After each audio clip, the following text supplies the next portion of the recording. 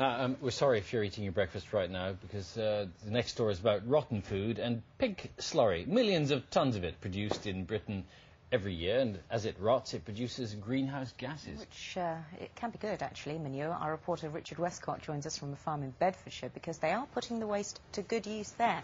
Richard, ooh. They are, yes. You've just caught me enjoying a bacon sandwich. How about that? And there's loads more coming in. What this farm does is take thousands of tons of waste, supermarket food that's gone past its sell-by date. They get paid to take it off the supermarket's hands, and they mix it with muck from this young lady, brand new breakfast viewer. I met her the other day. There you go, hi. She's just waking up over the other side of the farm.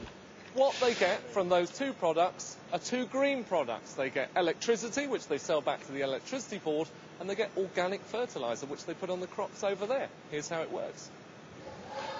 The technical name for it is anaerobic digestion. To you and me, it's mixing this young lady's waste with everything you don't want in your fridge so that you can power your fridge. This is where it all starts. 23,000 pigs produce 12,000 tonnes of waste. It all goes through holes in the floor and gets taken off to the Biogen plant. This is the other ingredient. 20,000 tonnes of food that the supermarkets have thrown away because it's gone past its sell-by date. Then it's all fed into giant vats to ferment and produce methane. If you feel it, That's warm. that's warm. That's sitting at about 40 degrees at the moment. And the whole thing works just like yours or my stomachs. It likes to be fed nice and regularly, nice mixed diet. You saw some of the stuff we're putting in. Burning the gas can generate enough electricity to power 1,000 homes a year. It does also stop the destructive methane going into the atmosphere. And here's the main byproduct. This makes a very, very good fertiliser, and it goes into the silver tanks behind me. And from there, it's then spread onto the land. We're growing a wheat crop with this, and the whole thing will be grown without any other fertiliser other than this organic fertiliser. None of this technology is actually new. It's very popular across Europe. There are already 3,000 plants like it in Germany, but Britain's been slow to follow. I came up with the idea in around 1980. I read somewhere that monks in Wales were producing electricity from pig slurry, and I thought, this is a great idea. How can we possibly make best use of a waste product to take forward? But it's only been in the last 3 or 4 years when the economics have worked to make it viable on a commercial scale.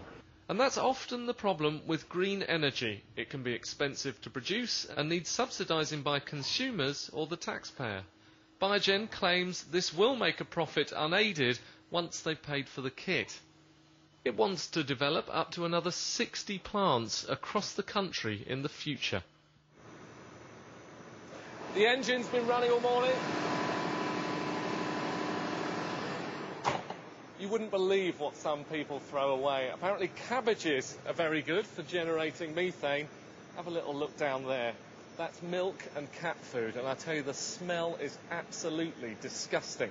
But they're also telling me they get lorry loads of fantastic Scottish salmon that's gone past its sell-by date, worth hundreds of pounds, chucking it into the machine. At least it doesn't end up on a landfill, I suppose. By the way, if you're thinking, oh, beautiful, lovely pigs, when I went out in with those little fellas earlier on, they ate me alive. Have a look at this. I need a new pair of wellies now, and it wasn't just the wellies they were biting, I'll tell you. Thank you very much, all the Richard. cute stuff. Ooh, we were wondering what he must have stuffed down those wellies in order to get those pigs to do that, don't you think? Milk and cat food. What a lovely Yum, mixture. yum.